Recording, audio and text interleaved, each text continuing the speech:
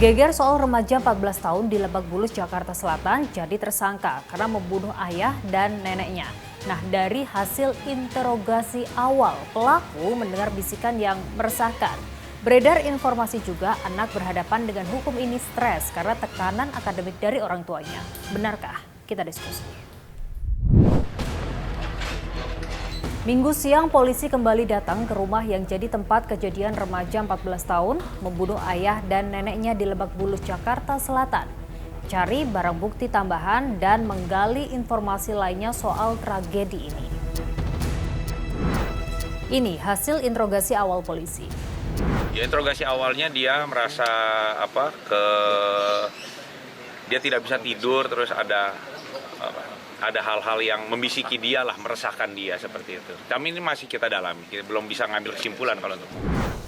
Alat bukti sudah cukup, sejumlah saksi juga telah diperiksa. Kini remaja 14 tahun itu sudah ditetapkan sebagai tersangka. Meski untuk kasus yang melibatkan anak tetap disebutnya sebagai anak yang berhadapan dengan hukum. Anak yang berkonflik dengan hukum sudah kita mintain keterangan, sudah kita dapat. Setelah itu semalam sudah kita tentukan bahwa dari saksi menjadi tersangka. Anak ini mengakui tindakannya? Iya, dia mengakui. Iya, oleh karena itu ya, tapi kita tetap dalami. Beredar informasi anak yang berhadapan dengan hukum ini mendapat tekanan akademik dari orang tuanya. Nah, ketika kami konfirmasi soal tekanan akademik ini, begini jawaban Kapolres Jakarta Selatan. Sampai saat ini belum ada ya, itu nanti yang menyimpulkan ahlinya ya, psikolog anak, kemudian juga nanti ahli-ahli yang lain. Nah, pertanyaannya, bagaimana anak di bawah umur ini bisa membunuh orang terdekatnya dan dilakukan seorang diri? Kalau kata psikolog, kayak gini. Faktornya tidak pernah tunggal. Biasanya itu kombinasi dari beberapa faktor dan akumulasi dari beberapa faktor. Salah satunya adalah gangguan patologis, Mbak. Nah, kalau kita bicara gangguan kesehatan mental dan jiwa, kalau kemarin yang kita dengar ada katanya statement gitu ya, bisikan.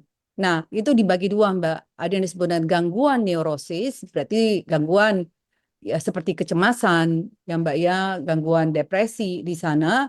Sama yang kedua ada gangguan yang disebut dengan psikosis.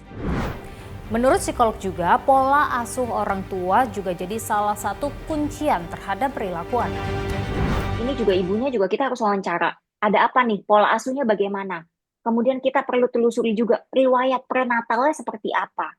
Jangan-jangan anak ini ketika masih di dalam kandungan pun sebetulnya sudah mengalami penolakan. Contoh, biasanya anak yang mengalami penolakan dari dalam kandungan ketika dia lahir sebetulnya hanya tinggal menunggu waktu sampai terjadi keluhan-keluhan psikologis lebih lanjut.